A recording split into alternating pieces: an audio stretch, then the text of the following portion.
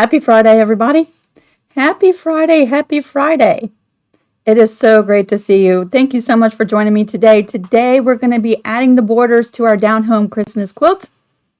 Actually, I should say we're going to be adding one border. I'm going to show you two different ways, really, that I like to add borders to my quilts. We're going to do the very proper and true way, or I'm going to show you how to do the proper and true way. And then I'm going to show you how I usually add the borders to my quilts, which is not usually the proper and correct way. And then once we're done adding the small border to my quilt top, you're going to follow the same exact steps to put the larger final border on your quilt. I'm so glad you're hanging out with me today. Many of you already know how to put the borders on your quilt, and actually many of you have already put the borders on your quilt and you are on to quilting. We're going to do a little slideshow at the end of today's video, so I'm really excited about that. We're going to take a look at your progress with this quilt. And if you're just joining me and you haven't been on Creative Crew in a couple days, you have a little bit of time. If you want to jump over there, in the announcements section is the post that I'm going to be sharing at the end of today's video. I believe Vicki is going to be hosting a Zoom on Creative Crew this evening. I could be wrong, but pretty positive that I heard her say she would host a Zoom this evening. So check that out. And if you want to follow along in how I decide to quilt my quilt, because this is going to be the last video of this series, y'all. This is wrapping up this series. Follow me on Facebook, Lisa Capen Quilts on Facebook. There's a link in the description box if you're not following me there.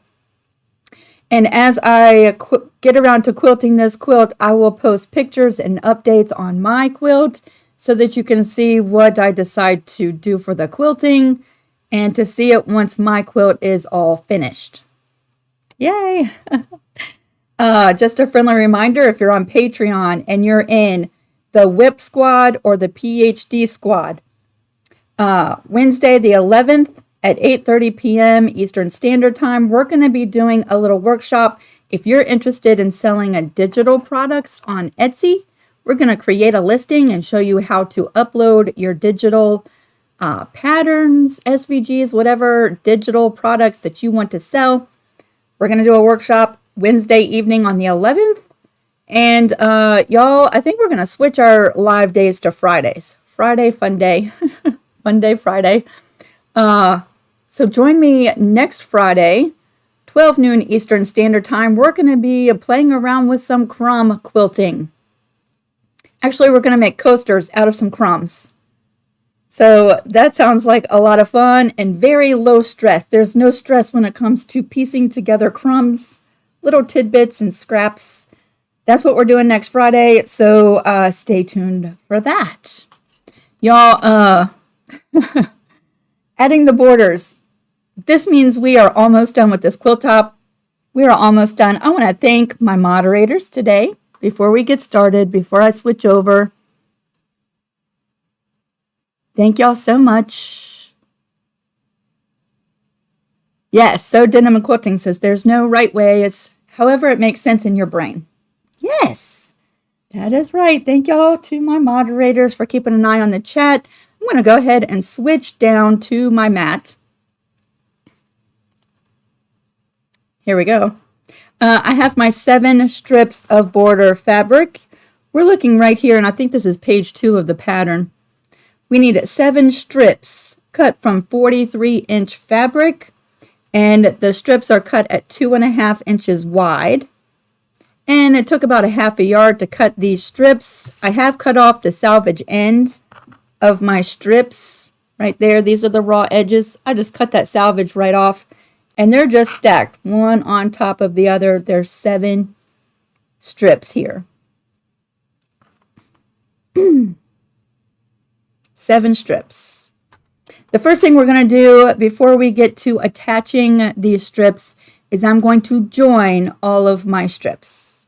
Now, you could just take 2 strips and join them, because that's going to be long enough to cover the length. And I like to start on the left and right side of my quilt when I'm attaching borders. I don't think that there's a right way or a wrong way to do that, but I like to start with the longest side first. So we're going to start today with the left and right sides. You could just join 2 of these strips, and that would give you enough to do each side with about 6 inches left over. And then you're going to be piecing those 6-inch strips together to have enough to do your top and bottom. So I'm just going to piece all of them together right in the get-go. And y'all, you can piece them together with a straight seam by putting your pretty sides facing each other and sewing a straight seam right here. Or you can do it on a diagonal, and the diagonal is what I'm going to be doing with my borders.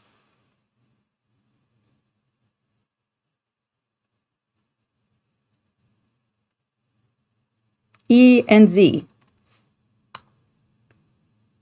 Not sure what that means, Miss Sherry. Not sure what that means. Just want to make sure that my live chat is working right before I move on and take my eyes off.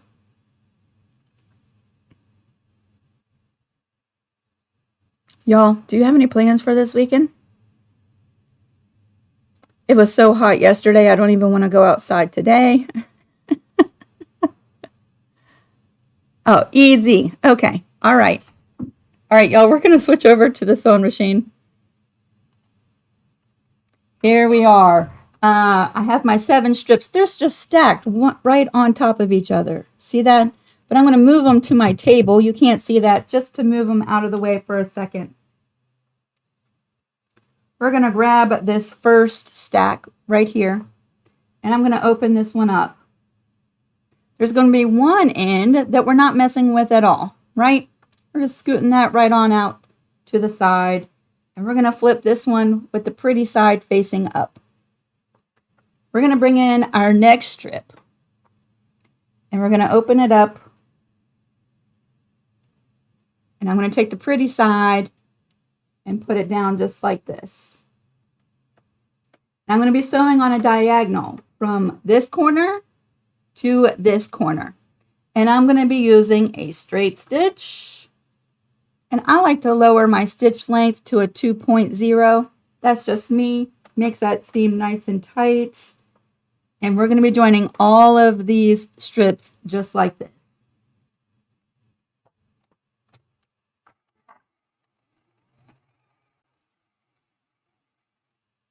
All right, let's see if I can do it without marking that little diagonal line. I'm going to try eyeballing it. Sometimes that doesn't work so well for me.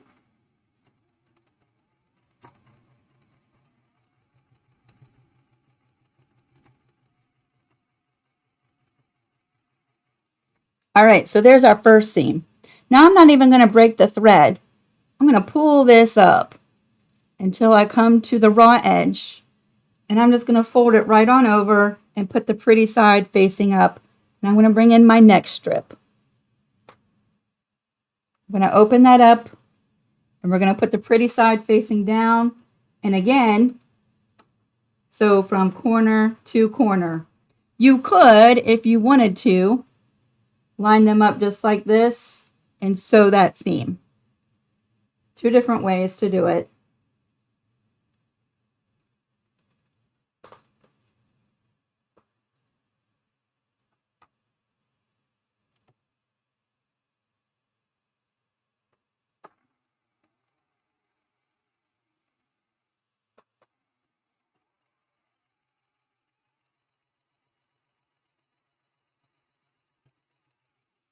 Corner to corner, let's grab this raw edge and flip it right side up just like that. We're grabbing our next strip. We're going to open it up, pretty side down.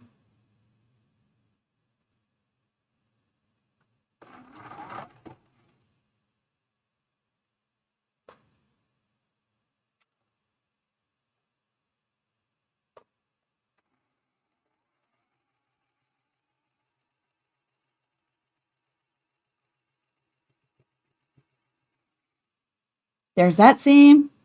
We're just repeating all these steps until we have all of these strips joined to make one large strip.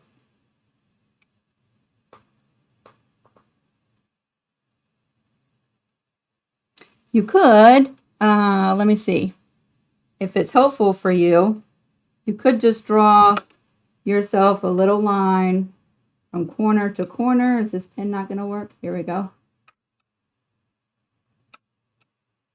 You could even use a ruler to make sure it's nice and straight.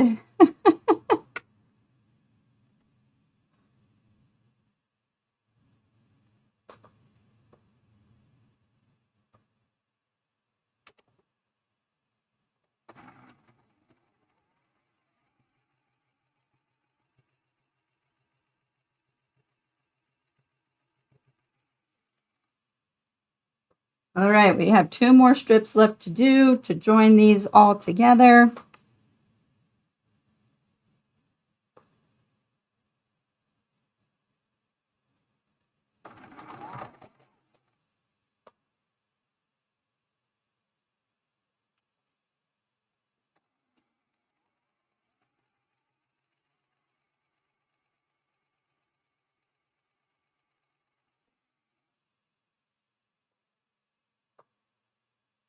And now we have our very last strip. We have 1 more seam to do.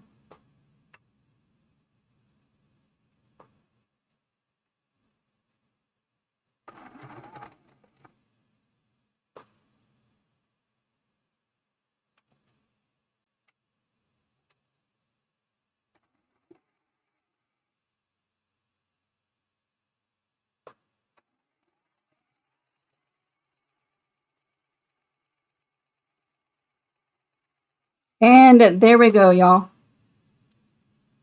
Let me cut myself off a little piece of binding. There we go. So now we have this great big chain of all of our border pieces joined together.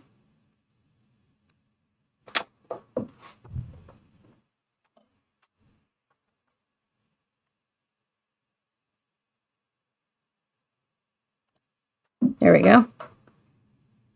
And now we're going to cut all of this apart. And while we're doing that, I'm going to get this iron heating up because we are going to press these seams open. It's so great to see y'all. Thanks for joining me today. All right, so I'm going to cut the little snippet that joins each one of these pieces, right? We're just going to cut those and separate these seams.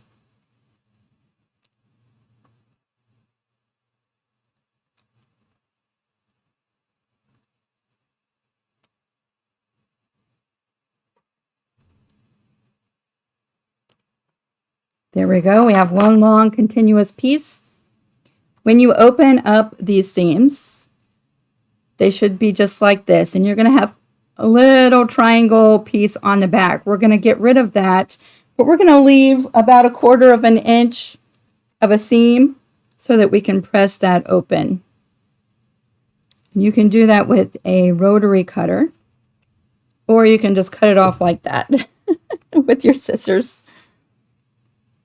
You're going to go through and cut each one of those little triangles off the back.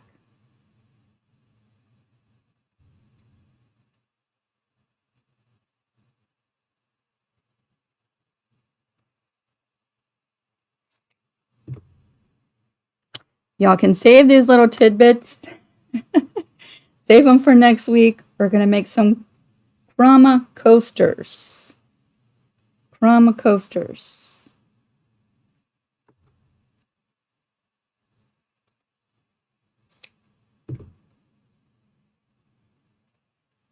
Going through, trimming these off.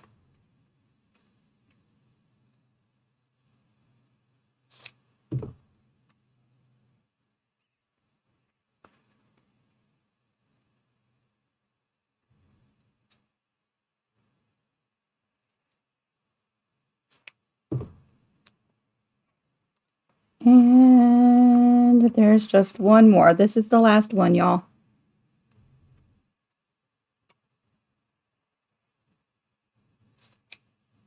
There we go. Just going to put all these little snippets off to the side. Maybe we will use them next week. Maybe they'll just go into my stash. I think my iron is nice and warmed up. I'm going to go ahead and press each one of these seams open. What I was realizing is that adding borders to a quilt makes for a little bit of a longer video. There's lots of little steps, right? Plus, we will be attaching one side of the border and then pressing that long side and then attaching the other side and then pressing that long seam. So I was just trying to think of the flow of how today's video was going to go, and I was like, wow, we might be here for a hot minute.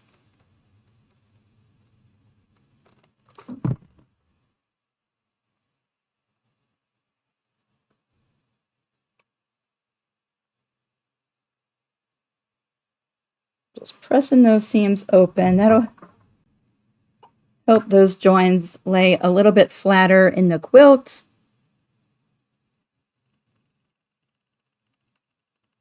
Tommy says she finds it easier to press first and then cut.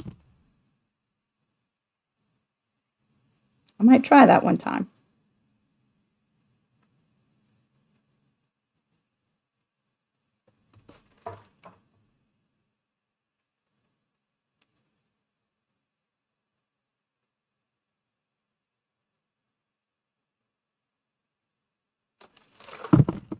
All right. I think we only have 2 more.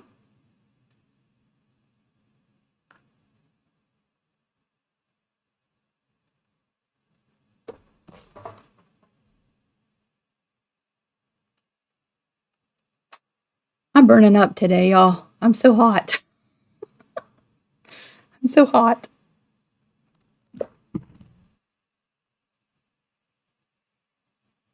All right, this is the last seam we have to press.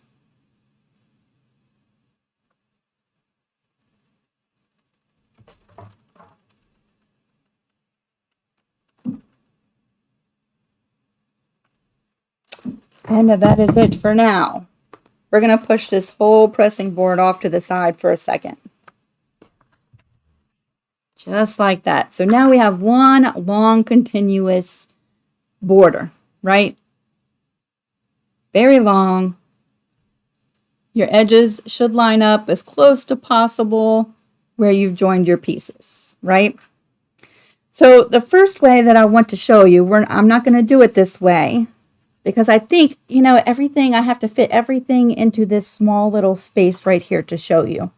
So I'm going to explain this method, the first method, the proper way to add a border. I'm going to explain it with this little quilt picture versus trying to fit everything in here and do it all in the space where you can see.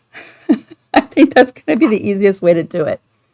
But one of the reasons why people do it this way is because if you have started joining your quilts and you notice that, you know, this row was a little bit longer than this row when you joined it up, right?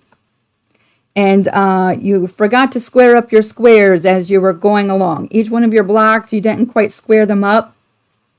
So when you were joining your rows, the seams were kind of scattered here and there. And what happens is if you continue to keep joining the rows of your quilt together like that, it will sometimes make your quilt not square, right? Not exactly true and square. So what happens when you add your borders is it can become even more out of square. It can cause you to have some wavy fullness in your borders, and it makes quilting your quilt even more difficult, right? So that's one of the reasons why people will add borders in this way. And the first thing that they do is, well, some people will take 3 measurements. They'll measure the exact left side of the quilt along that edge. They'll write that number down. They'll measure in the center from the bottom to the top of their quilt, and then they'll measure the right side of their quilt, and they'll take like an average of those three numbers, and that would be what they're going to pre-cut their border measurement to be, right? So I usually take one measurement right in the center and right in the center. So from the bottom of this sashing piece to the top of this sashing piece, my quilt measured 79.5.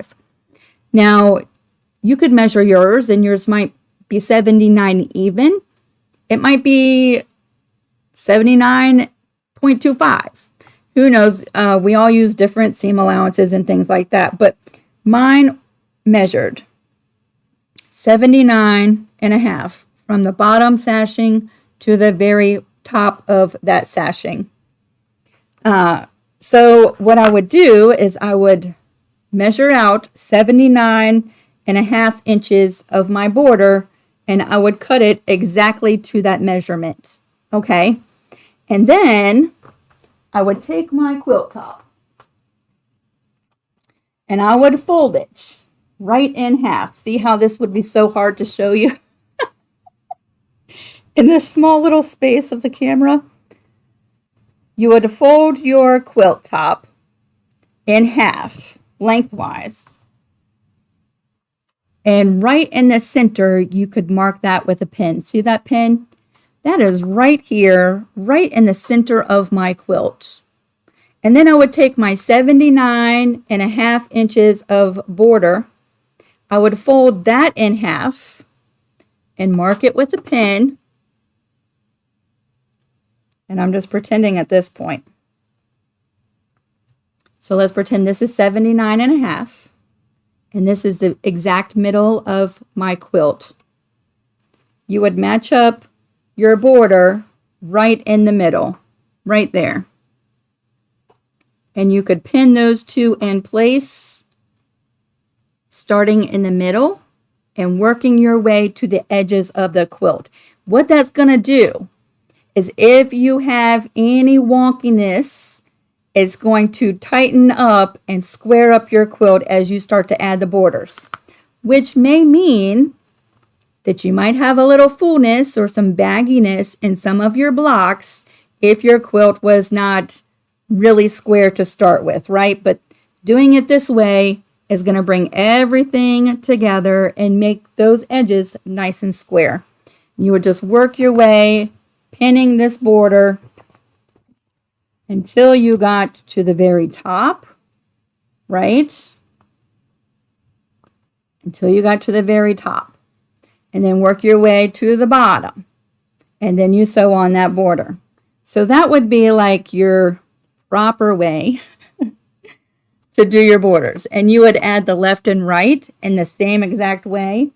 And then you would take a measurement with your side borders. So at this point, we would have this blue border added and this blue border added. And you would measure right across your quilt, including the blue borders at this point. And that would be your measurement to pre-cut your top and bottom border pieces. I hope that's not too confusing.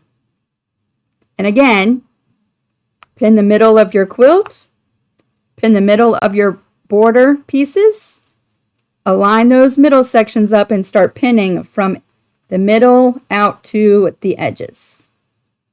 Now, y'all, my quilt was pretty daggone square from the beginning. And there was only a couple seams that didn't exactly match up. And that's because I didn't square up my blocks.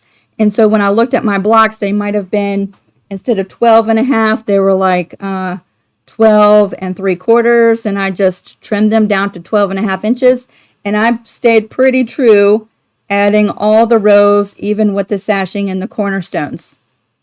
When that happens, it makes my life so much easier, because what I'm going to show you now is how I usually add my borders if everything is staying nice and true as I'm putting the quilt top together, which is a lot easier for me if it does. Ooh, burning up, burning up. All right, so I have my quilt top here. Let me make sure I'm starting on the left or the right side. Yes. Okay. So now I have all these 7 strips joined into one great big long piece. I'm going to find one of the raw edges. Now, because my binding strip, or I want to keep wanting to say binding, my border pieces, my strips, when I cut off those salvage edges, it gave me a nice, true, straight cut right there. I'm going to match that up right there. Just like that. Actually, let's pretend that it didn't do that. I'm going to go above the raw edge. And I'm just going to add a pin right here just so it'll stay in place as I move over to the sewing machine. So we're going to be lining up the border with the raw edge of our quilt from the top to the bottom. I have a little bit overhanging the very top of my quilt. And once we press this, we will square that off. Y'all are so sweet. I'm going to switch you over to the sewing machine again. And at this point, I want to go ahead and set my 1/4 inch seam allowance. Y'all, I've been using a scant 1/4 inch from the very beginning of this quilt.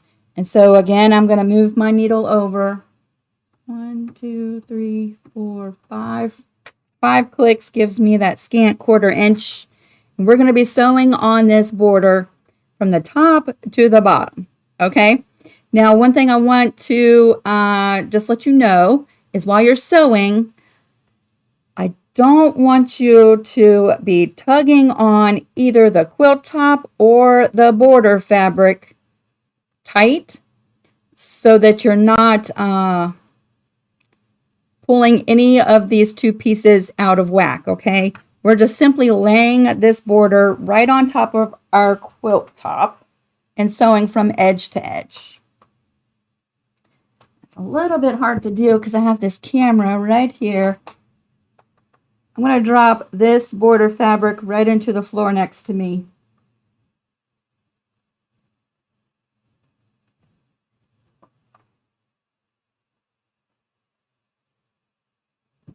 The quilt top has some size to it. It doesn't want to stay quite up on my table. All right. See that little bit of extra? We're going to square that up once we're done.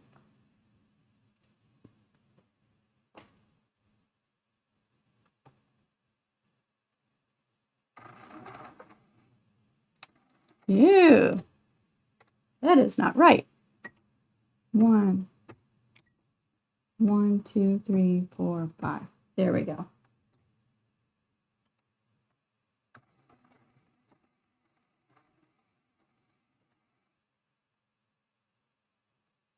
All right, we're just laying this border right. Here we go. Weigh that down so it doesn't fall. Right on top of that quilt.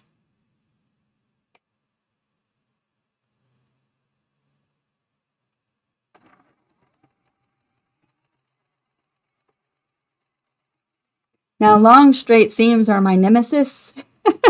And I'm trying to go as quick as possible so that we're not here forever. I do want to add this whole blue border with you. So I'm going to try to go as quick as possible, but long straight seams, and I don't get along most days.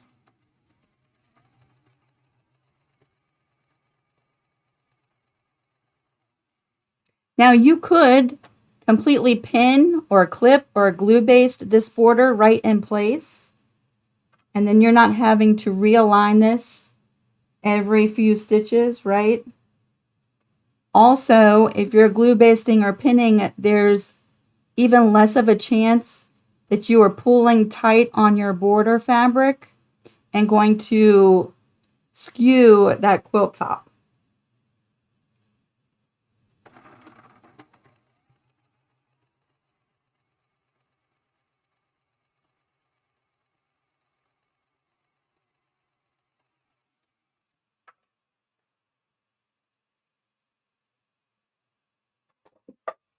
Well, it would help if my chair wasn't sitting on the quilt.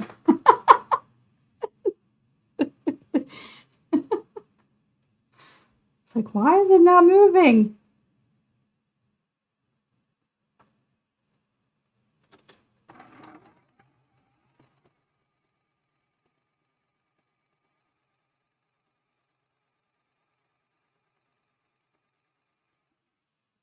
Yeah, so a little bit and then readjust everything.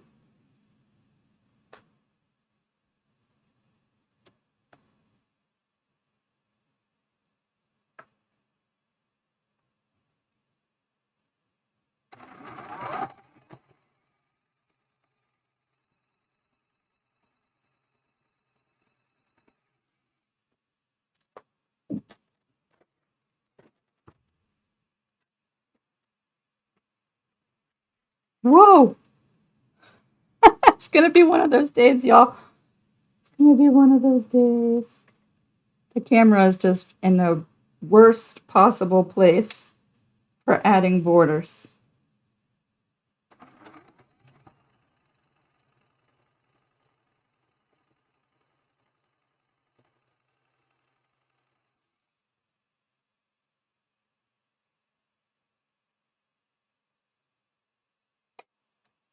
Now I'm just kind of gently just laying it on there and making sure it's flat.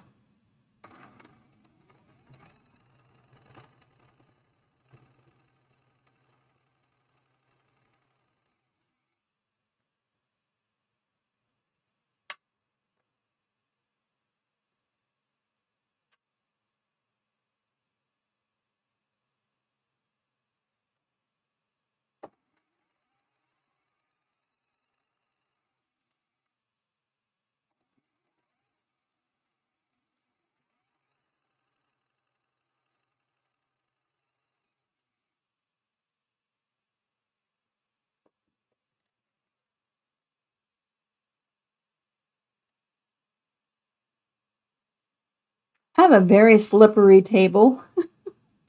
And I don't know if you can tell, but I've turned my sewing machine so that it's easier for me to see without moving my chair all the time back and forth. So the quilt top just wants to slide right off into the floor.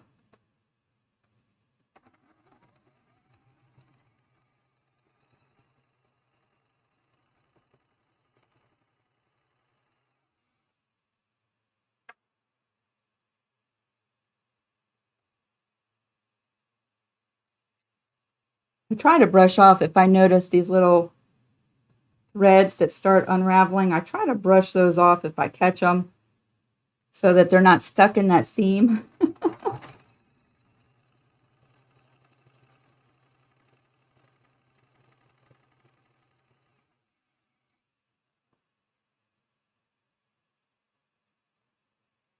This seam, y'all, when you're sewing, should lay nice and flat.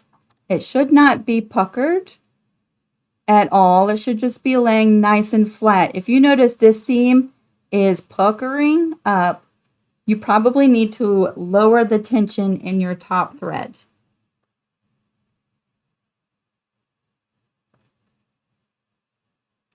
You could also increase your stitch length just a little bit.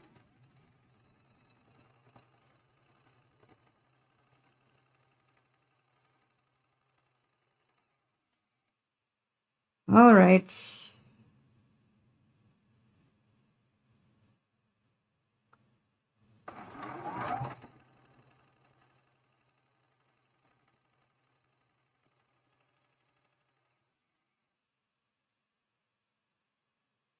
We're coming towards the bottom.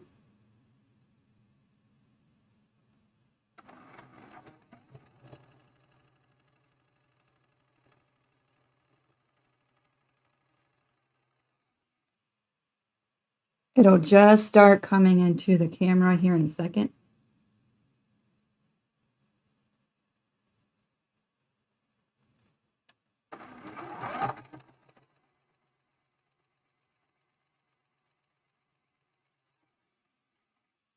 All right, so here's what I want to show you. Here's the bottom of our quilt. That's the raw edge of the bottom. And we have one long continuous border piece, right? I'm going to just snip off, not directly with the raw edge of this quilt. We're going to square that up here in just a second. I'm going to give it just about a 1/2 inch below. We're just going to cut it right there. And again, we will square this up true to the edge of our quilt once we press this border open. Just like that. Now we're setting this aside.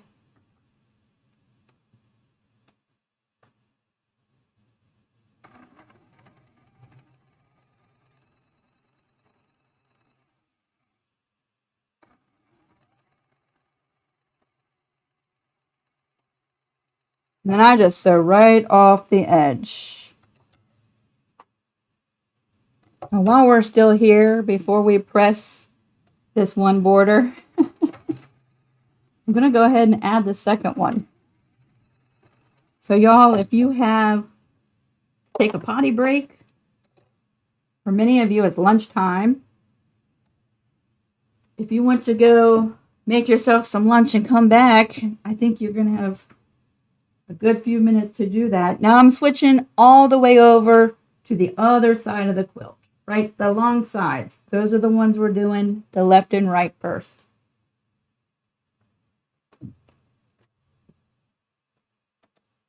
We're going to get those longer sides out of the way.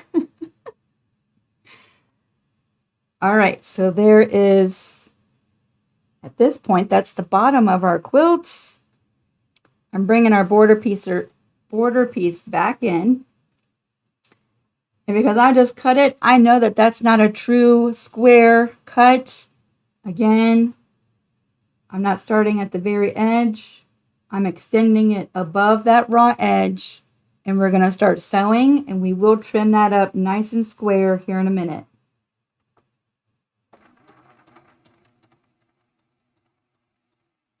I do not do a back stitch here because we still have one more border to add. And when we add that border, it's going to lock in that seam right there. So on this border, I am not doing a back stitch at the beginning and the end of these seams. When you add your next border, these seams will be on the very edge of your quilt, and I would suggest doing a back stitch at the beginning and the end.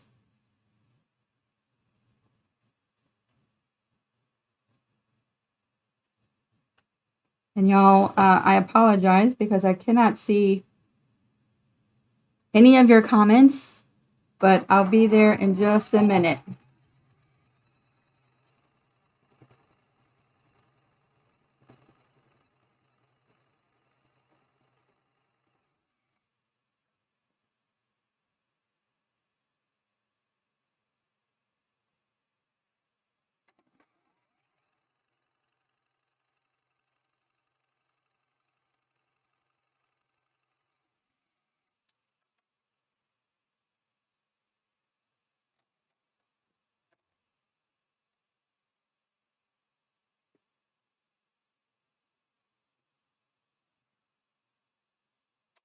Yikes, I just hit the camera again.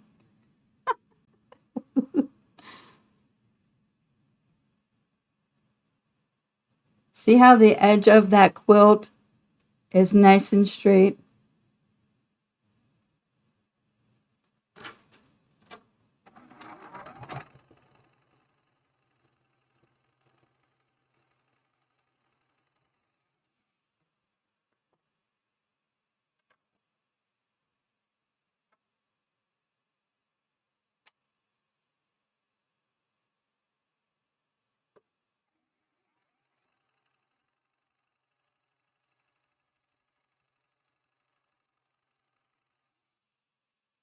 Coming right along.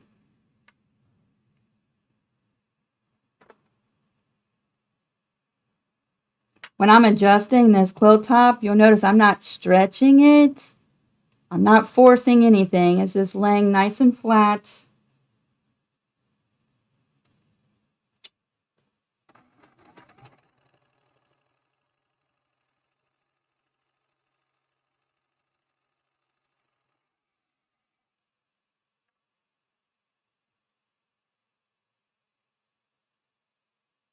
Hopefully my microphone is working. Yes, it is. I don't know what happened last week, y'all.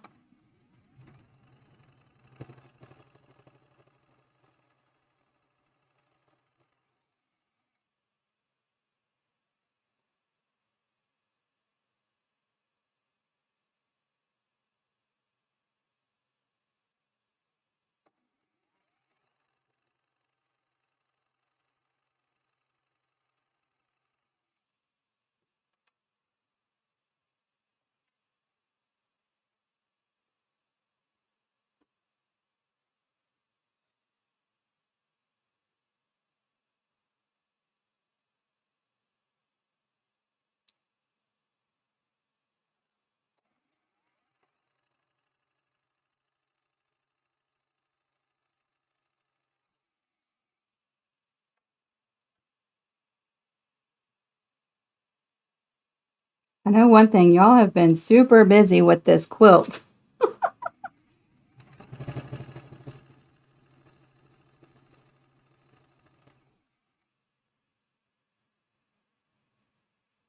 Y'all have been so busy.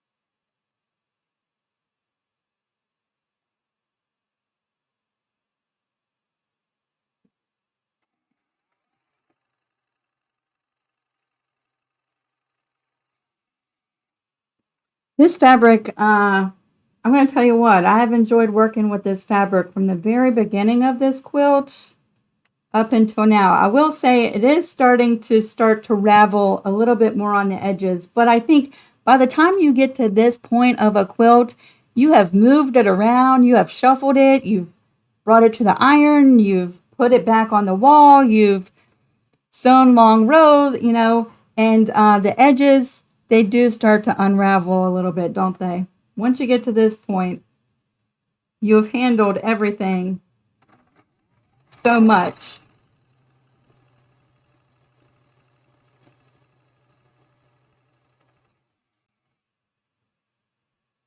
And even though I don't like sewing long seams,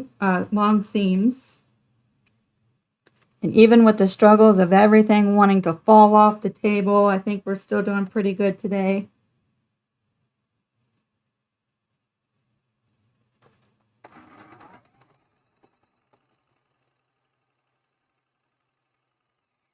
All right, and we're approaching the very bottom. It's funny how that seam ended it in the exact same place on the other side too.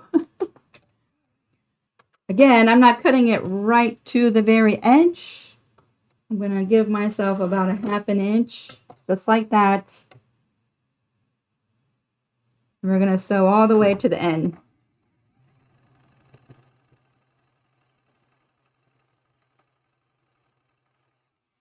All right, there we go, y'all.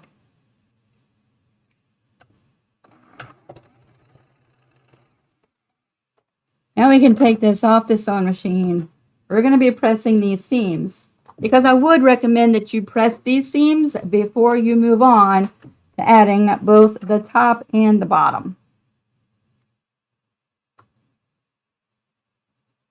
All the extra we're going to set aside. This is what's left for both the top and the bottom. Oh, goodness. Such a tiny little space to do all this work. There we go. Let me wake my iron back up. Let's get her warming back up. Oh my goodness, Connie, you got some fat quarters from them. Yay!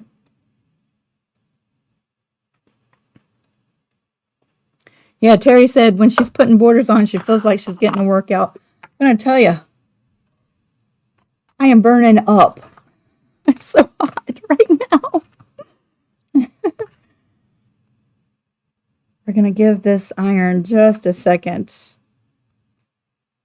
And then we're going to press. And to be really honest, I'm not going to like press so perfectly because I kind of want to just move on. But I do really feel like I need to press these seams, especially before we square up this extra bit that's hanging over the edge. And before we add that next border on the top and bottom. I really feel like that's important. Teresa asked, thank you, Dari. Teresa asked if you are using a 1/4 inch seam allowance. Yes. However, I'm using a scant 1/4 inch. I would recommend using a 1/4 inch. At the very beginning of this quilt, I used a scant 1/4 inch because my fabrics paired with the thread that I'm using, I was losing a little bit of size to my blocks. So to keep true with that, I'm using a scant 1/4 inch, but yes, I would say use a 1/4 inch.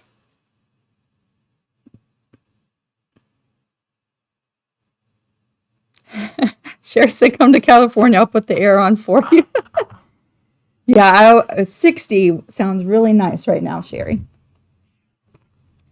I'm going to move this long ways.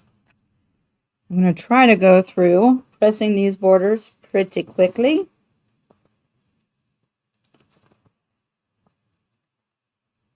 Pretty quick. Again, I'm working in such a small little space. This is one of these topics where I feel like doing it during a live is so much more complicated than if I would have just recorded this part. Because then I could have stretched out, you know, over on that table. But we're going to make it work, y'all.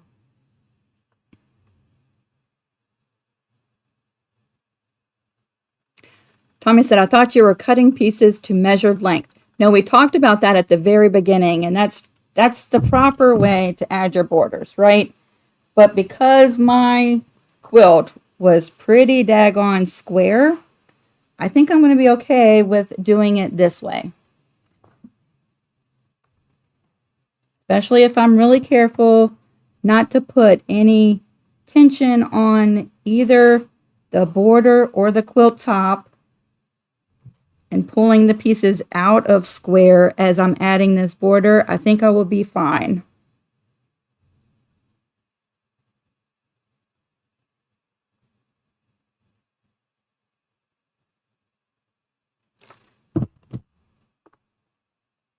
Yeah, Sally has a good recommendation. You could sew your two border fabrics together and add them as one piece, which would look really nice if you are good at doing a mitered corners, which I am not. Or if you want a different effect with the two different borders in the four corners.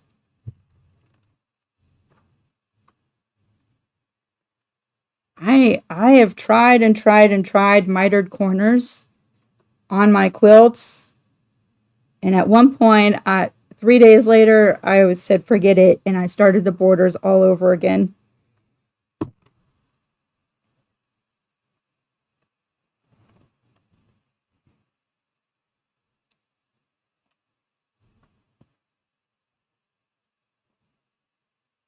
Pressing, pressing, pressing. Now, one thing for sure, I'm pressing this seam towards the border. I'm not pressing this long seam open. You could, but I'm not going to.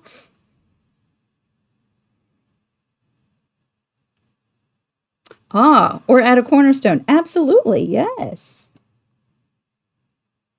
Yes. That would probably be the easiest way, wouldn't it?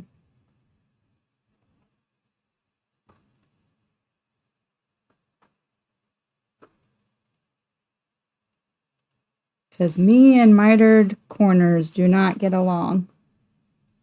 And I've tried, y'all. But some things I know I'm good at. Some things I'm like, you know what? I'm okay with not being good at it. I'm just not going to do it. Not right now.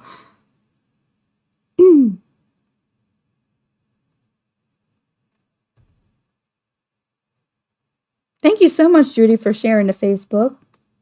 And anybody, thank y'all so much for doing that. I'm going to tell you, let's just be really honest for a second. This is probably not the video that if someone is watching me for the first time, they're probably like, wow, this lady, she takes forever in her videos. And this is so boring.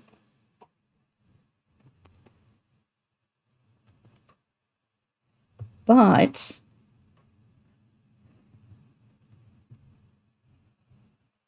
this is the process, though, isn't it, y'all? Adding borders. A lot of my t-shirt quilts do not get borders.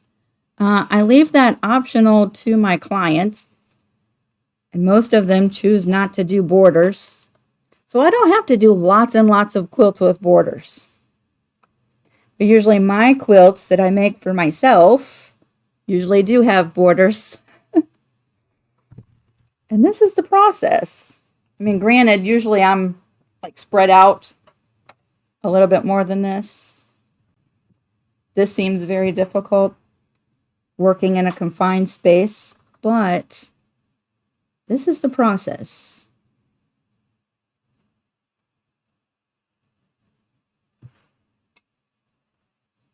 Y'all see I'm just laying that border over. I'm not stretching it. I'm just laying it right over.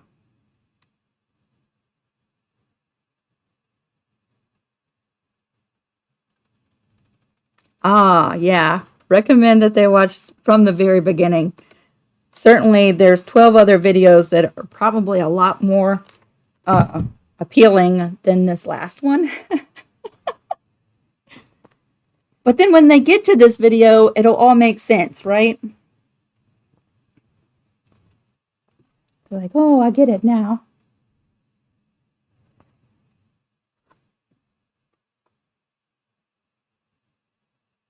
Just laying that over.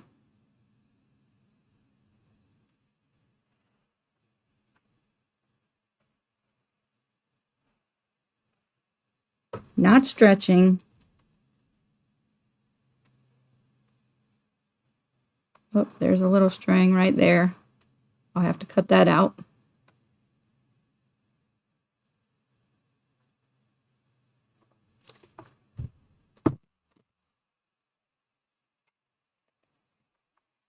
The good news is we're coming towards the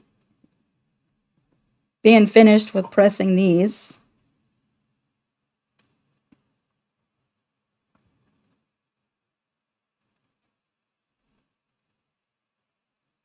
I do really feel like you could just do one border on this quilt. So if the thought of adding borders to this quilt is like, ugh,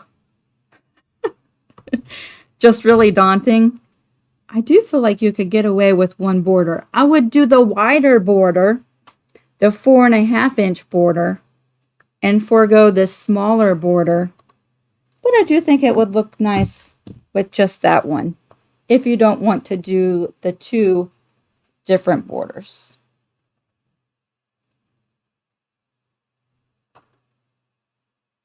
All right.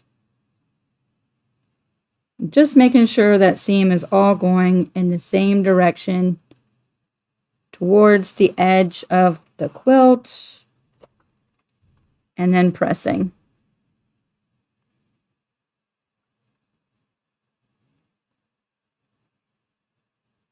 Patricia said, is it better to let those seams cool before moving on? I heard someone say it holds better. Probably so, Patricia. And if you had a clapper and a lot of patience and a lot of time, yes. Because then those seams are going to lay nice and permanently flat and pressed to one side and probably stay there. Now, being that we're live and we have other things to move to, I'm just going and going, right? But it certainly wouldn't hurt if you wanted to wait a second before moving everything around, right? I don't think it would hurt at all. Dun, dun, dun, dun, dun, dun.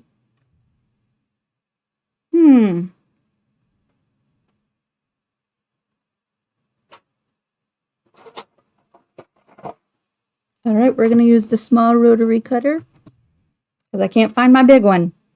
All right, both sides have been pressed. Nice and flat, right? And remember how we have this little bit of extra that hangs beyond the raw edge, the bottom edge or the top edge of our quilt. This is where we're going to come in and we're going to square this up nice and even with that raw edge. You can choose any of your square rulers would work for this. Usually I like to go a little bit bigger, but because we're working in this small space, I'm going to use this 6.5-inch ruler, and we're lining up the edge of the fabric. We're going to be checking a couple different things. I don't know if you can see this so well, but at 2 1/4, my border lines up exactly 2 1/4 all the way down, nice and straight. And it's matching up along that top edge. So everything is nice and straight, nice and square. And we're going to give that a trim even right at this top edge. All right. I used to eyeball it, and then I wondered why my corners weren't exactly corner anymore. And that's when I started realizing that I should probably square that off as I'm trimming it instead of eyeballing it. Because what I think looks straight is not always straight 100% of the time. So we're going to do this for all 4 corners.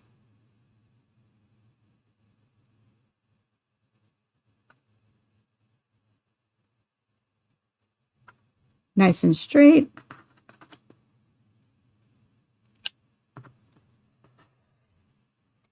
Sometimes that might mean squaring up a little bit of the piece next to it, right? There's 2.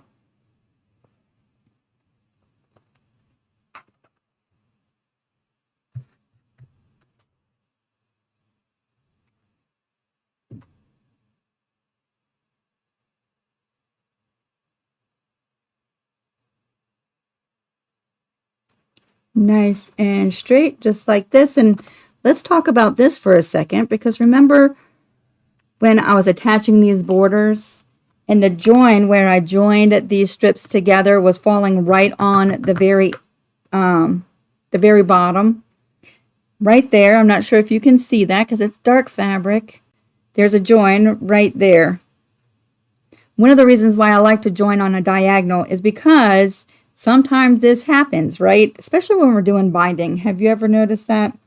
But right on this edge is where I joined. See, there's the seam. Where I joined 2 strips together. Can you imagine if I joined my strips together with a straight seam, and that straight seam just happened to fall right close to this edge, and I would have a little bit of bulk with that seam allowance and that seam right there at the edge of my border. So that's one reason why I've switched over to joining on a diagonal quite some time ago, because in case that happens, it's going to lay nice and flat and be a lot easier to join these border pieces together. We have one more to square up.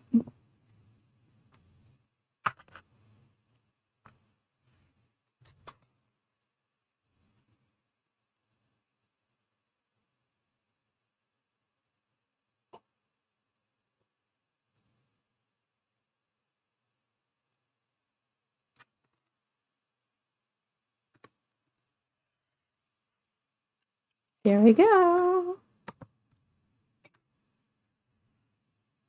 Past that doing it in a small space shows us that those with small spaces can do it. Yes, I'm feeling a little bit of confinement today. Making blocks, this space is great.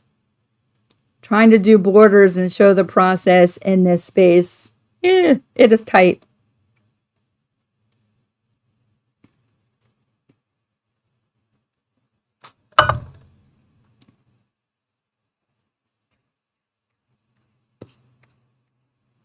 All right, So we have our left and our right borders done. We're going to add the top and the bottom.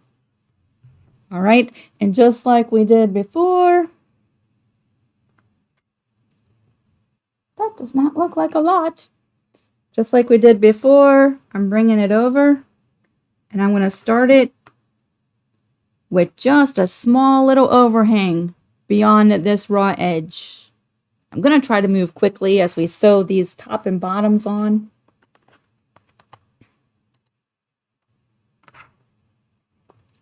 Gonna try to move quick.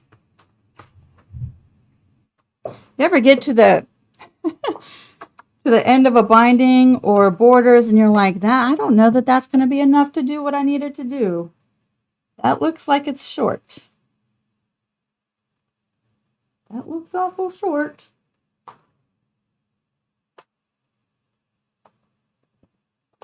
All right, let's get you sitting up there. Stay.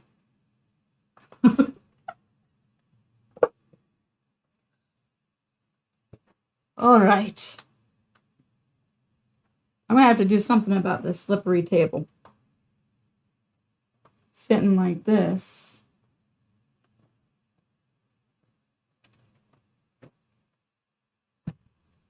There, you stay there. Okie doke, y'all. We're bringing in. This piece is going to go pretty side down. Have you ever attached a whole border and realized you had the wrong side facing down? That stinks. All right. Here we go. These are the shortest sides, so this part should not take as long as the first two borders we added.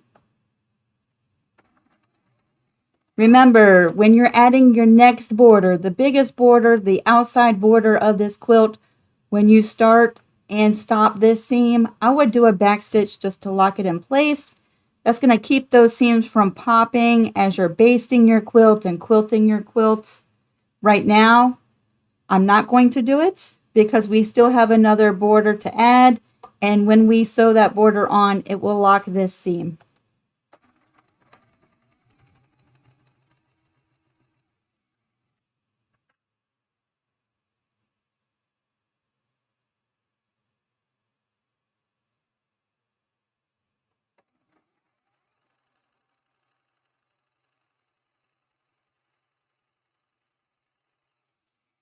All right. I feel like we're on the home stretch now.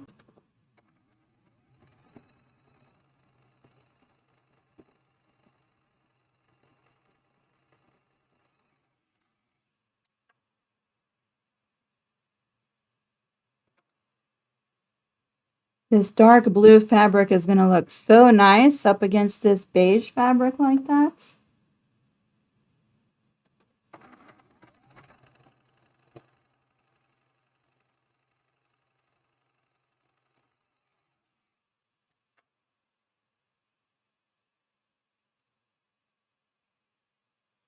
I don't know why I feel like we're playing chicken with the amount of border fabric here. I know I did the math.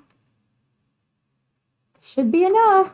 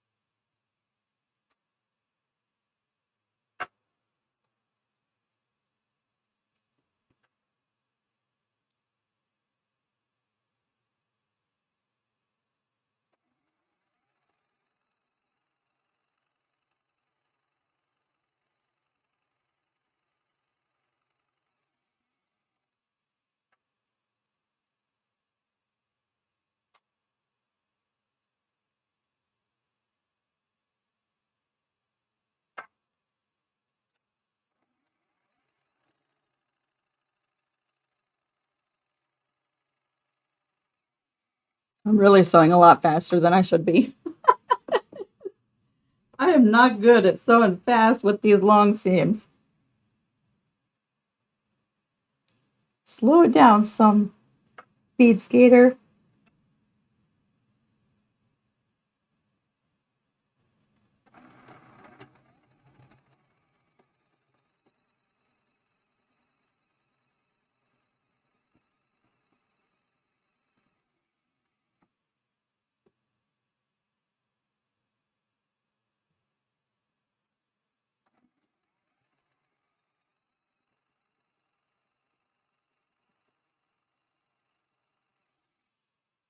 All right, we are coming towards the edge.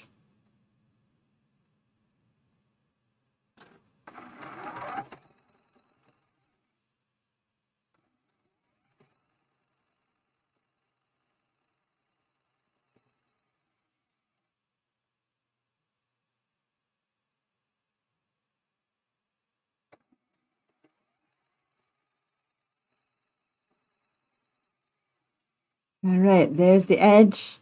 Because I feel like, oh, I know that that's going to be enough, y'all. Why not cut my pieces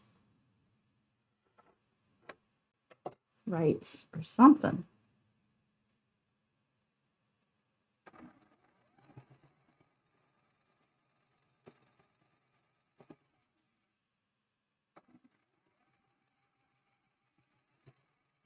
Those of you who have already added the borders on, was 7 strips of border fabric enough for you? It looks like I'm going to be short.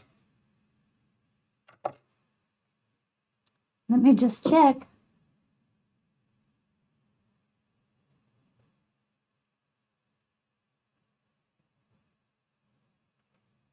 I might have to cut another strip.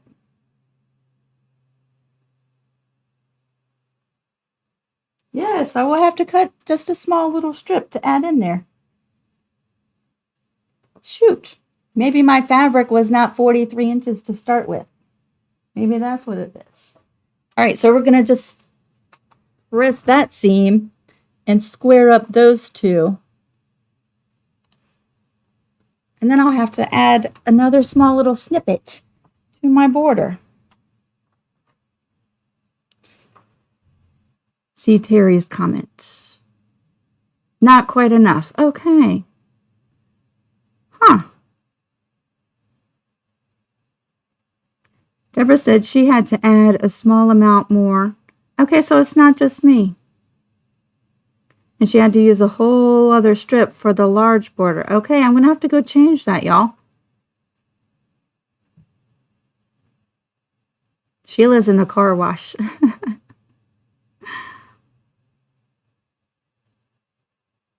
Yeah, Sherry was playing border chicken. Yep, all right, y'all. I'm going to have to go back and add to that. Patricia said, I would love a tutorial working with Minky. All right, let me write that down. Every once in a while, I work with Minky.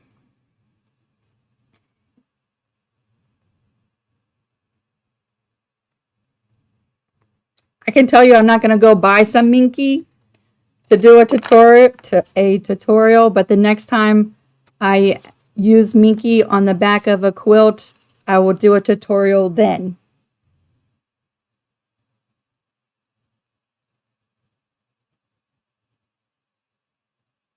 I'm just going through to see if I've missed anybody else's question. I'm going to press this one side. Unfortunately, I'm going to have to go back and cut a little snippet more to add to this other piece of border. That's a stinker.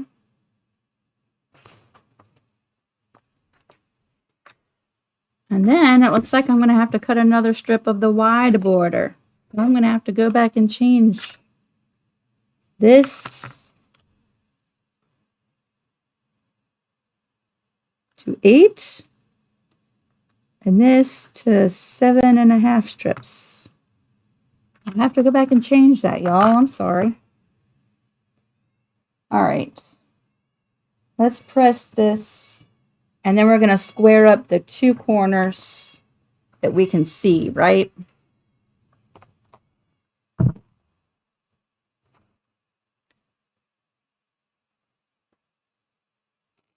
The two corners. This will give y'all a good idea, though. Y'all, a lot of y'all already have your borders on.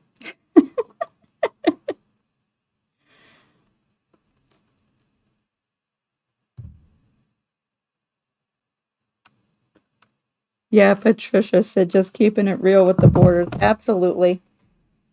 Let me turn this the long ways, y'all. There we go.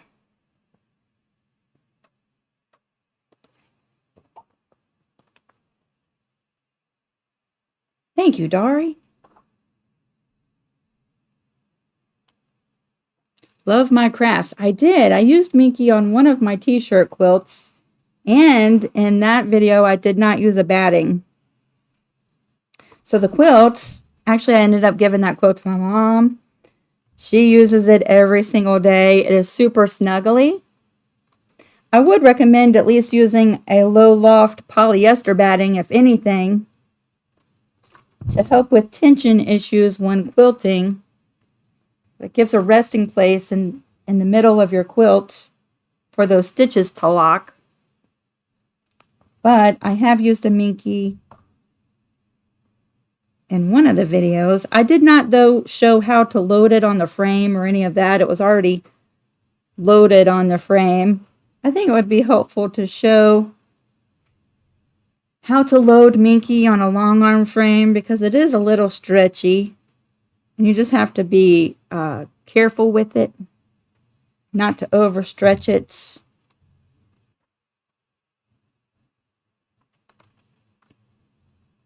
A lot of people won't even use Minky at all.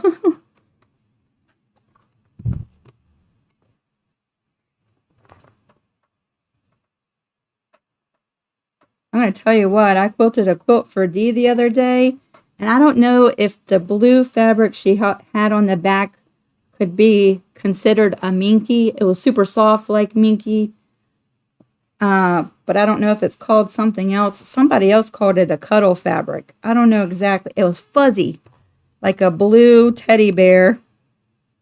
A blue short-haired teddy bear. It was so soft. And I'm going to tell you what, when I quilted that, oh, the quilting just looked phenomenal.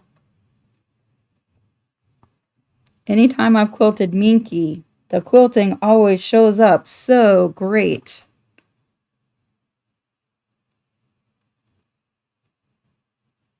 All right, y'all, again, I'm just making sure that that seam is going all in the same direction. And I'm not really forcing it. Forcing that fabric flat. I'm just laying it flat and then pressing. At this point, we don't want to skew anything out of shape. Can y'all hear my bird?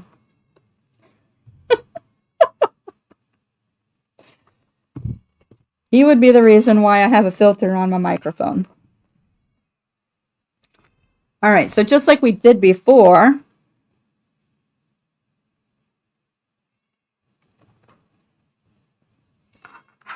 Sylvia, to be really honest, I don't know that I would have the patience to use Minky if I was quilting on my domestic sewing machine.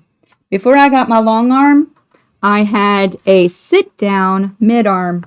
It was an artistic quilter. It had 18 inches of throat space. Before I got the long arm on the frame, I had the sit-down mid-arm. And I would use a Minky on the back, but I'm going to tell you, I really hesitated to do it. And if I did it, yes, I pinned. And not only pinned, I spray basted, which stunk up my little art studio at the time. And I would have a headache for days. But yes, I basted it like crazy. And even then, it just didn't seem like it was basted enough.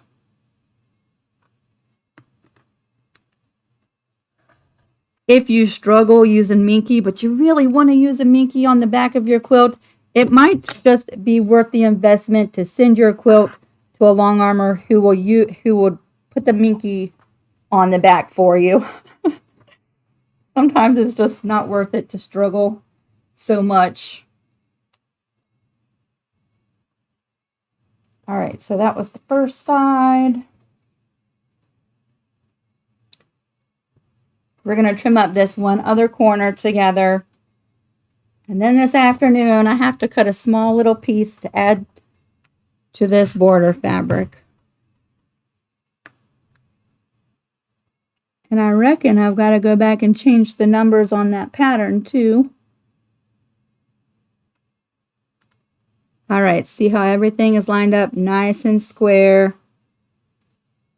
Everything is lined up nice and straight. It looks good. I'm going to trim up this edge. There we go. Look how pretty that's going to be. Oh, that's gorgeous. I really like the dark contrast between these two fabrics. I think that's lovely. I love that this fabric has some green print in it, and then the sashing is green. That ties in so well. It's going to be gorgeous. So that is the process. Now, if I had, y'all, I'm missing this much on my border fabric to do the other side with you. But had it been long enough, we would go through the same exact steps, adding the, let's see, yeah, that would be on the bottom. Adding the bottom border. Same exact steps. So that's what I have left to do. I have about that much I need to cut and add to my border, and then put that on. Square up those two corners and then add the large border. So that sounds like a really good weekend project for me, where I can just spread out and turn on some music, right? But yes, so that would be how you're going to add your borders. I do apologize. I thought I did the math right. I don't know how that's not coming out exactly right.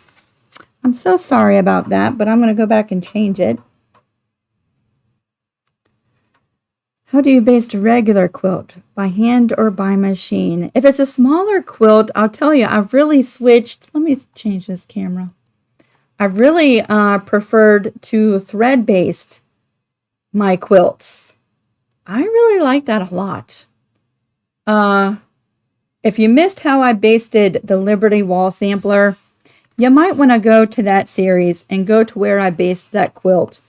That quilt, I thread basted that quilt, and it goes by pretty easy, and you can sew right through that basting and then pull out all the basting at the end, and you don't have the weight of the pins, and you don't have the smell of the spray, and it does a really good job of basting those layers together.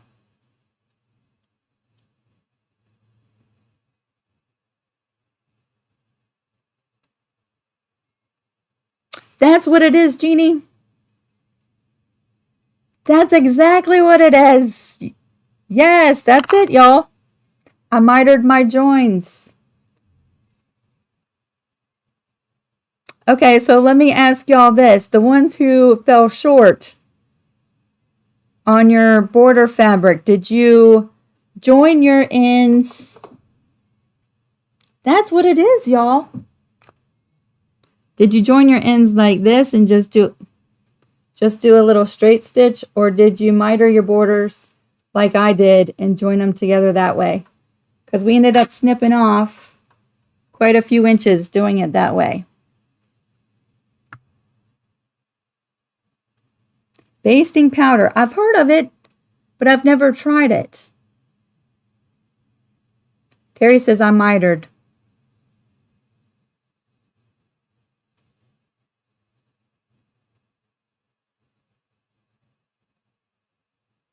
The border measurements changes. What will they be? Okay, so if you mitered your borders, you're going to add a couple of inches. And someone said they needed one whole extra strip. Let me switch this over. When I just did mine, I came up about 1/4 of a strip short on my small border. So I would say 7.5 strips of small blue border fabric if you're joining with a miter like I did in today's video. And then I think it was Deborah said she needed a whole additional strip to do the large border. So 8 strips instead of 7.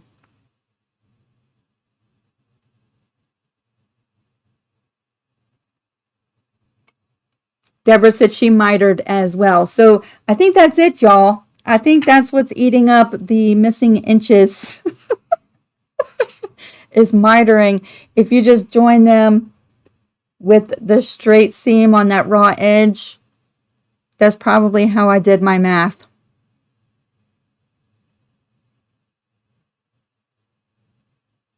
Will you thread baste this one? No, ma'am. This quilt's going right on the long arm, and I don't have to baste anything. I quilted the Liberty wall sampler with my with my Juki here, so I did baste that quilt. But this quilt's getting quilted with the knolting, and so one of the benefits of having a long arm is you don't baste any quilts anymore. You just load it onto the long arm, and that's that.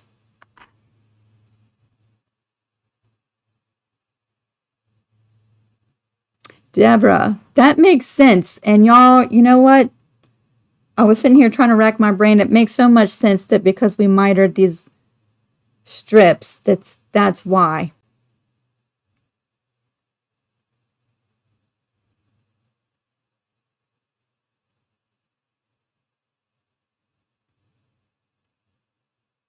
Oh, Terry says hers was short though. And she didn't miter. Can you show your long arm?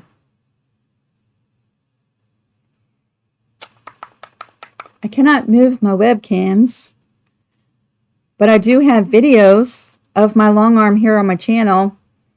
So you can check that out.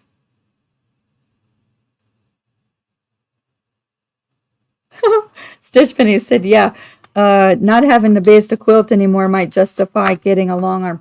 Let me tell you, before we switch over and do the show and tell, let me just tell you, if you're doing quilts on commission, like I was, the upgrade from the domestic machine quilting a t-shirt quilt on this, or my Singer patchwork, and then moving to a mid-arm, it was a sit-down mid-arm with 18 inches of throat space. That made such a huge difference, having that extra throat space, but I was still basting my quilts. And when you make these quilts on commission, every minute that you're working on that quilt costs money, right?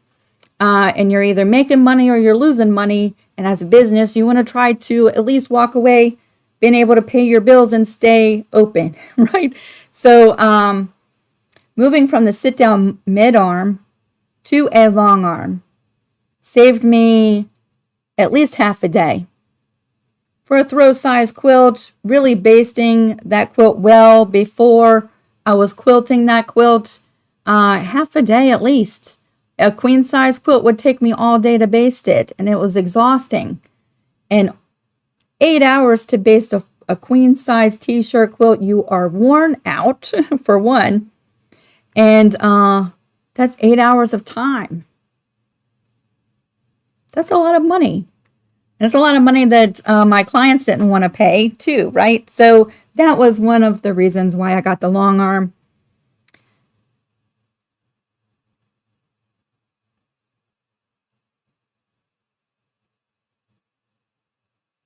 Yes, my turnaround time has been incredible. Oh, thank you, Sherry. All right, y'all. As promised, we're going to do a little slideshow, a little show and tell, if you will.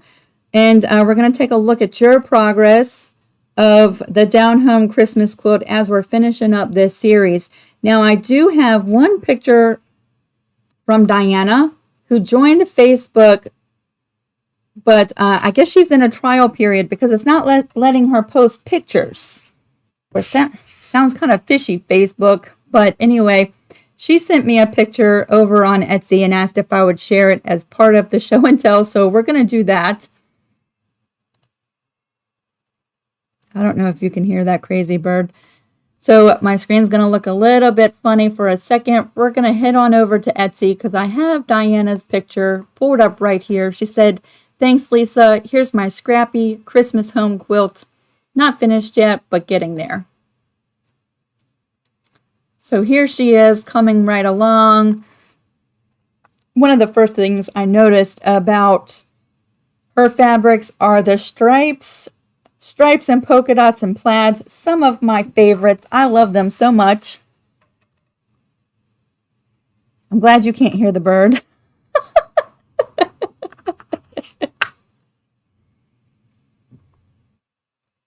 Tommy, I think it depends on which machine you get.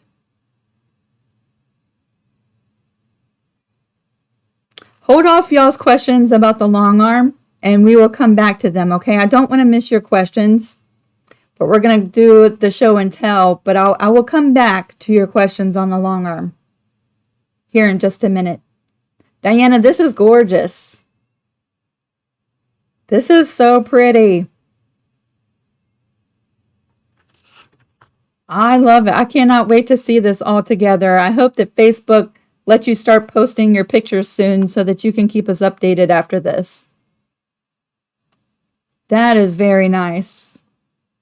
That green in the middle of the sashing is going to be perfect. And now we can go over to the creative crew.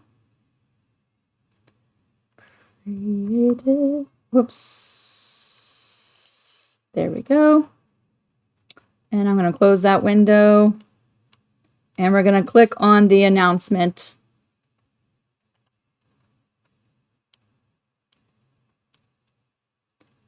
We have 26 comments. Whoopsies, I just closed them. And the first one starts with Pat. And Pat says, "Had so much fun doing this sew-along. I learned something new every time I do a sew-along. This time I learned to take time to think about what to do when I don't like the way something turns out. My improvising skills are not so great. Still beautiful and will be loved by the recipient. Thank you so much." You're welcome. Let's take a look at her quilt. Isn't that nice?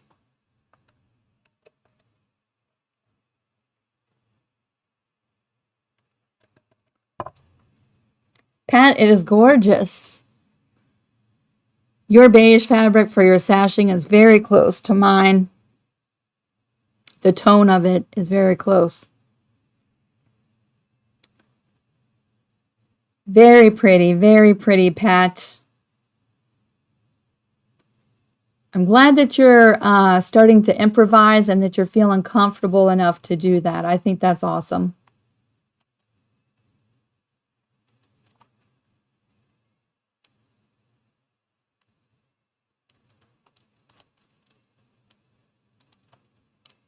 Next up, we have Terry, and Terry says, "The last border is attached.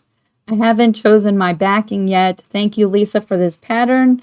I enjoyed this whole video series." Wow, look at the blue. I love that blue. It is gorgeous. So this picture was after the first border. And let me show you after the second border. See how nice it just frames that right in? That is awesome, Terry. That is awesome. Very nice. So you haven't picked out your backing fabric yet. Me neither. Me neither. I do know that I did not get enough fabric to do a backing of this quilt from the quilt store, so I will have to go backing shopping. That is gorgeous. Awesome job.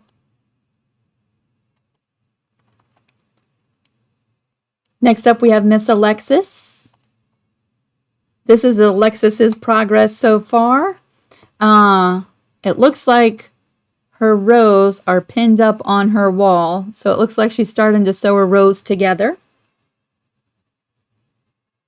I'm going to tell you, y'all are using the white and the green and the sashing. I'm really liking that. I'm really liking that. Cheryl, I might do that, but I have 1, 2, 3, 4, 5, 6, 7, 8, 9, 10, 11 fat quarters that I did not touch. And I think I just want to save them for something. And I know that that would not be enough anyway. So, yeah, that's a lot of work to piece that anyway. Isn't that pretty? Nice job, Alexis. I like that.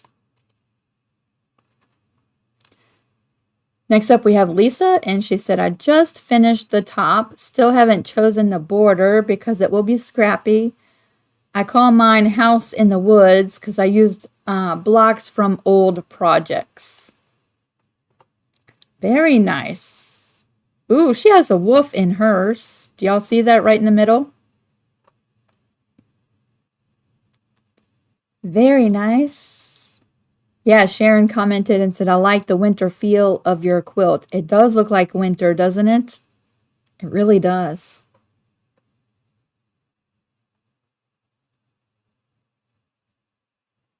Very nice. I think she has another picture. Here we go. She has a couple pictures. Here's the top half. So she's got some houses on her quilt.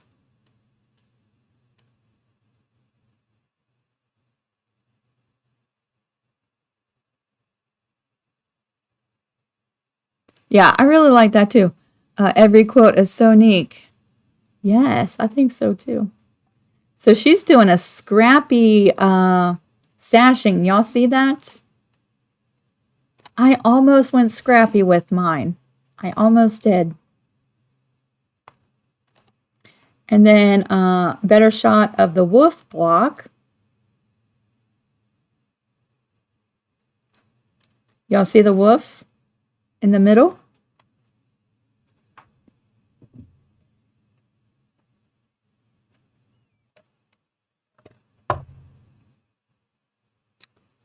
Very nice, Lisa. I don't know if y'all saw Lisa's craft room tour. If you haven't checked it out, it's here on my channel. But she hangs her quilts in the hallway while she's working on them. And it's really awesome because it becomes part of the decor, you know? But how pretty is this to see this every day walking down your hallway? Next up, we have Miss Nita. And Nita said, ready to put the borders on this weekend. Then may throw on the long arm next weekend. Yes. Wow, you are ready. Look at you.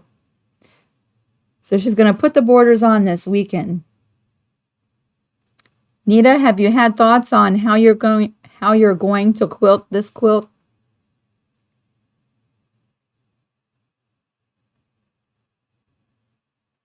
Very nice.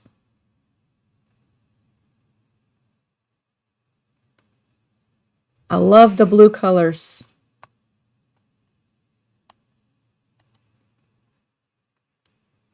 Ooh, I can't wait to see how you quilt it, Nita. Constance says, not ready to share. I have taken an unexpected break. Just want to say thank you to Lisa for the videos and care you put into them. For all of us, whether sewing or visiting in the group, it means a lot.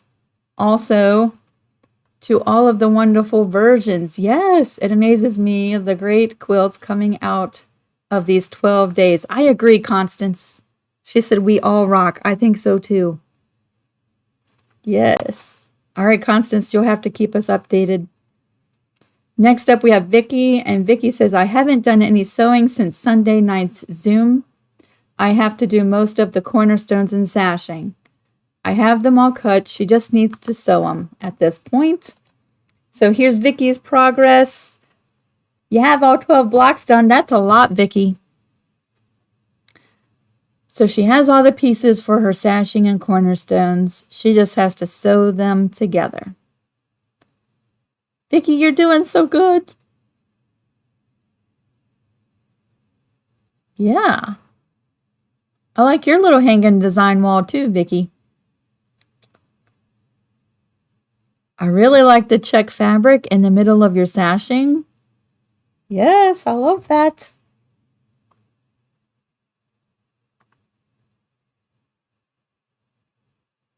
That is awesome. Good job, Vicky. Y'all have been so busy. Terry says, well, I started late, working on the cornerstones now. So this is Terry's progress. Look at the green fabric, y'all. Is that cardinals? It looks like cardinals.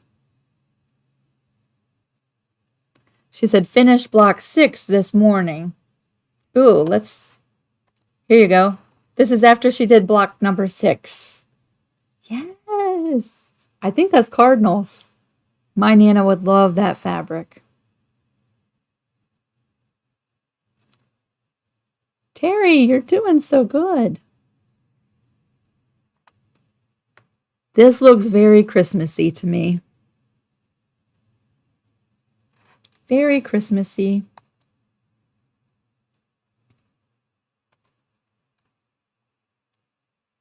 And then Linda said, Friday is the 6th. I typed the wrong date on the announcement. Trinita says, here is my quilt. Trinita's coming right along too. Look at this. I think Trinita said earlier that she was picking out some of her favorite fabrics and she was going to go scrappy with her quilt. I see a little snowman in your mittens block. That's adorable. Let It Snow is in the middle of your friendship star. I like that. And you have purple in your rail fence, my favorite color. Oh, there's purple in your log cabin too. Those are my favorite colors. I think I saw Trinita say that she was going to do this as a quilt as you go. I could be wrong, but I'm pretty sure that that was Trinita. Next up we have Susan, and Susan says, these are my blocks and sashing. Still working on hand stitching my applique down. Ooh, Susan is hand stitching her applique down. Wow. Ooh.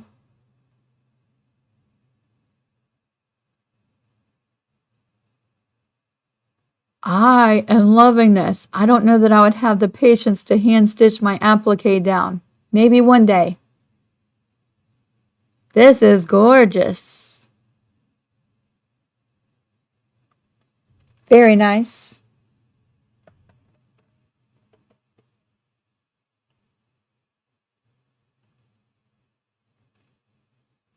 Very nice. I can't wait to see that. I would love to see some close-up pictures, Susan, of your hand stitching. I always find a great appreciation for handwork. Next up, we have Vicki Hibbs. Have the rows sewn now. Next, to cut the batting and backing. Then on to quilt as you go after I have a chat with Linda. Yeah, if y'all want to do the quilt as you go and you're on Creative Crew, I know that if you have questions, you can search for Linda's videos.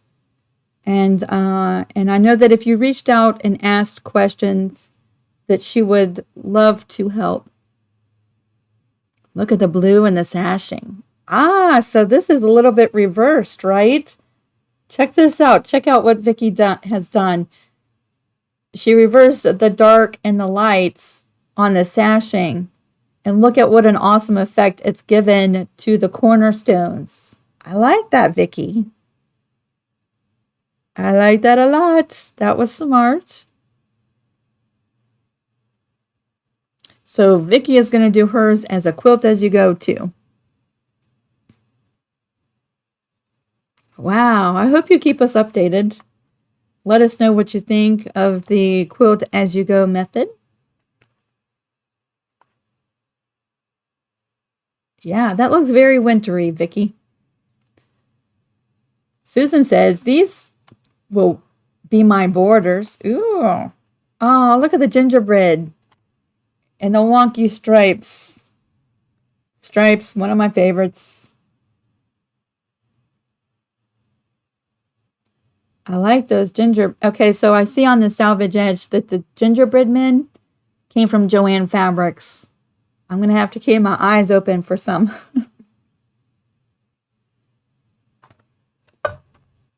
Because they're cute. Yeah. Oh, I think the stripes in the border. Oh, I love stripes in a border. Susan, that's going to look awesome.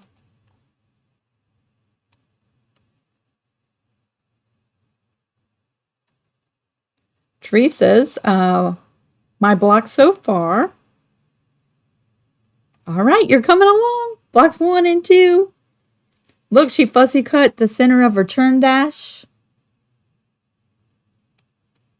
Y'all are so smart. I don't even think about fussy cutting parts of the blocks until after I see somebody else has done that. And I'm like, I should have done that. Very nice. Very nice. I hope you take your time and you enjoy each part of this quilt and keep us posted. Even though this is the last video for the series, I hope y'all still keep posting your progress on this quilt.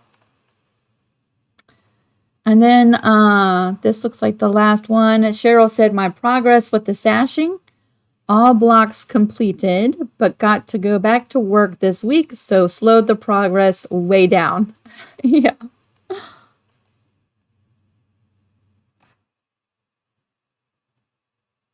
Ooh, yes. My progress with the sashing, all the blocks complete, but got to go back to work this week. Very nice. Y'all see the snowflakes in that fabric? I think we just had somebody else add a picture too, so we're going to just refresh this just to make sure we're not missing anything.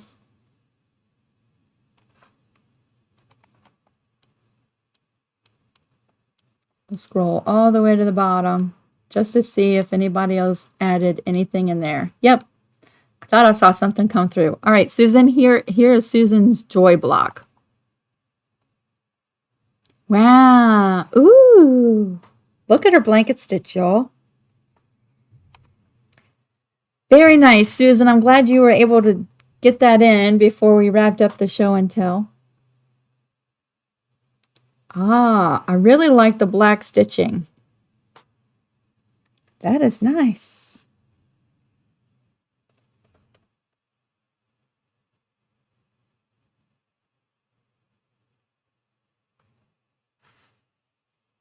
That is nice. All right, I just want to thank everybody so much for sharing all of your hard work. Let me go back here. Here we go. For sharing all of your hard work. You know, it's one thing to see all of my stuff all the time, but I really enjoy showing all of your stuff. And not only that, I mean, you get to see the colors I'm using.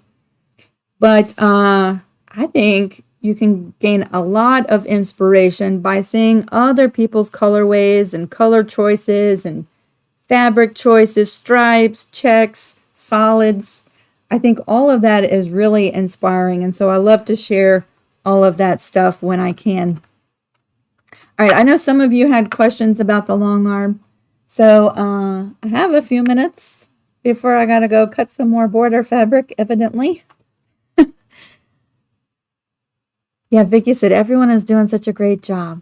Yes. Oh, Vicky is doing a Zoom tonight. Thank you, Vicky, for letting us know. I thought you might be, but I wasn't 100% sure.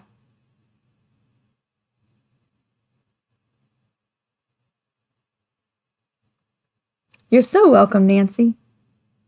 Trinita's going to do hers, quilt as you go. All right, Trinita, you're going to have to let us know what you think about that process.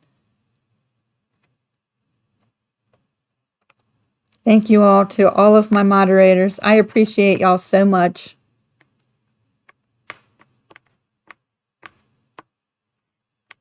Hazel says, it's so swollen. Oh, is your toe swollen?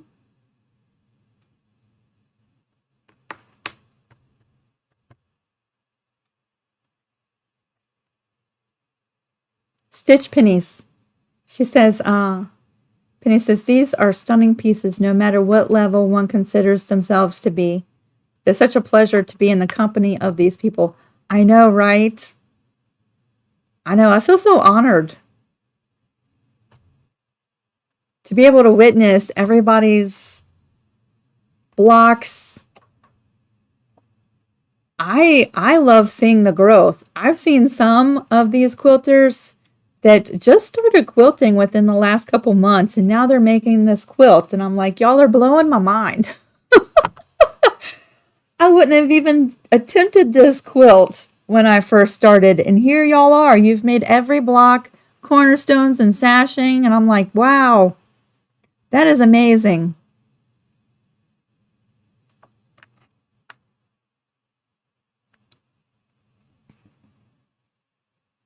How hard is it to use a long arm? Gina, it just takes practice, just like everything else. Just like when you learn anything, it's going to take some patience, and you're going to have to be patient with yourself in the learning process, right? I do feel like it's really good to get connected with other people who have the same machine as you. So if you're on Facebook and you get a knolting, I would join a knolting Facebook group, because usually those specialty groups like that, you know, if you have a Bernina, join the Bernina group, because usually you have some really experienced people with these machines where if you have a question, you have some help, right? So that would be one of my bits of advice. And then just if you throw on some scraps, and practice on your scraps before you start quilting on a quilt, because the first quilt you load on the long arm, you're going to be just so nervous. I feel like learning the kinks, learning how the machine works, doing it on scraps takes away that pressure, but it's just like any other sewing machine. It's just larger. You know, the movement is different, but it just takes practice. Will the heat and bond be enough to hold the applique through washing? Susan, it depends on what heat and bond product you are using. If you used the purple one, you got to stitch that stuff down, because it will come up when you wash your quilt if you don't stitch it down. If you used the red one, I have a quilt that's like 20 some years old. I used the red permanent heat and bond. All of the applique is still down on my quilt. However, it's not a quilt that gets washed and used. I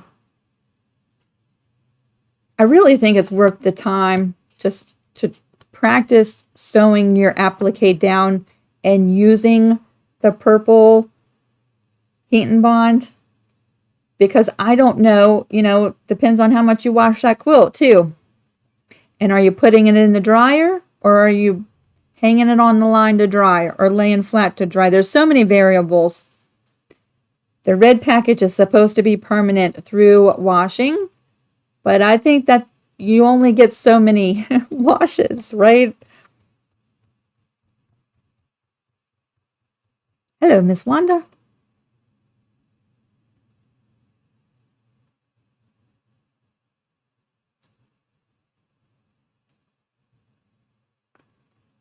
Y'all are so sweet.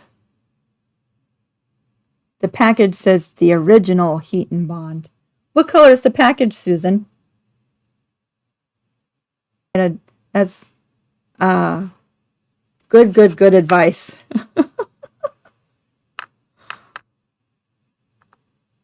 Tommy, we did add a computer to mine. Has it been a year?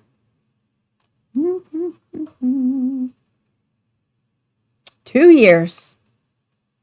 I think it's been 2 years. It was right before everything shut down. No, it's been a year. I forget how long it is, but we did add a computer to mine. Yes. But I had it for quite a few years before we did that. So everything was done by hand. But now, yes, I am able to do it with the computer.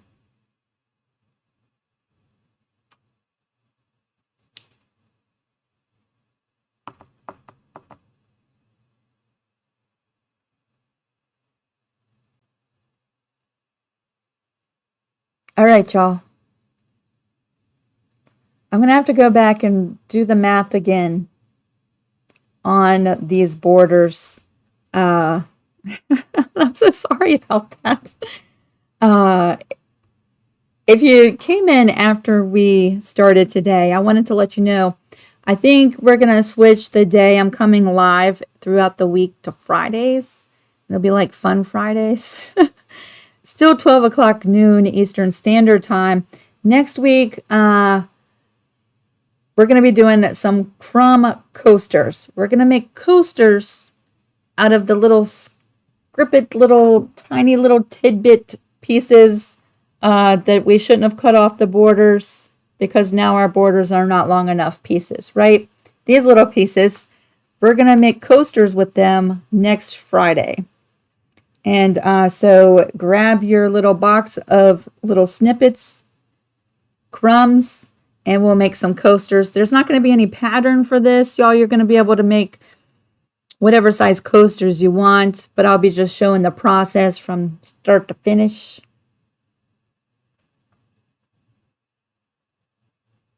Thank you, Darlene. Thank you, Dari, Susan.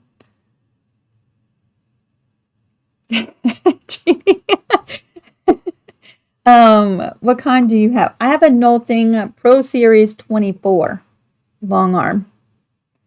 She is a beast, or he. I say it's a he, but he is a workhorse. He really is. And I know some long arm machines can be a little finicky, like some of them have tension issues if you put a flat sheet on the back of your quilt, or you use minky or denim, things like that. This machine, you could throw anything and everything to it, and it just quilts it so beautifully. So yeah, Knolting. You can go to knolting.com to check out the different ones. They have smaller ones that are more budget friendly, and they have a bigger one too, bigger than what I have. But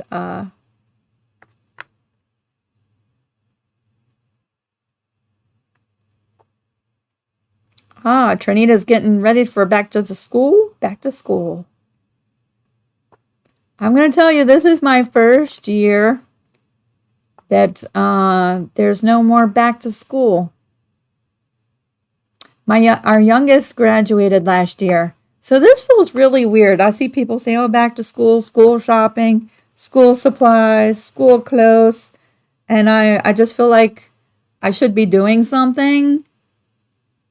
And it's actually been kind of stressful because I feel like, I'm forgetting something. But no, I just don't have to spend all this money for back to school.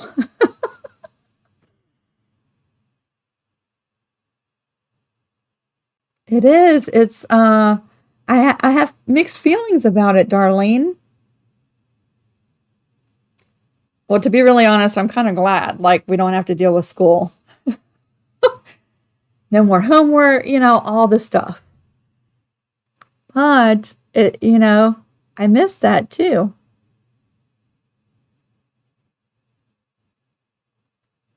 All right, y'all. I just want to thank you again. Thank y'all so much for hanging out with me. Thank you for the very awkward trying to fit everything into a small space kind of video like today. And, if this is your first time, all of the videos for this series are saved in a playlist. And you can just start at the very beginning and work your way through the blocks. The free pattern with all the typos and everything is in the description box of this video. I can't wait to see you next Friday. We're making crumb coasters. That should be fun. And if you're on Patreon and you're in the WHIP or PhD squad and you've thought about making patterns and selling them on Etsy, don't forget about that workshop coming up next Wednesday. Pull out your planners, y'all. Start taking some notes. How big of a pass can you make? Wow. Like this big. Can you see that? Like that. That's the space between the back bar and the front bar. A big one. right, y'all. I hope you have a fantastic weekend. Vicky's hosting the Zoom this evening, and because it's Friday, we can live it up. I might stop in and see how everybody's doing. Until I see you next week, I hope you have a fantastic weekend and week coming up. Where are we going here? There we go. Thanks for hanging out with me, y'all. Bye.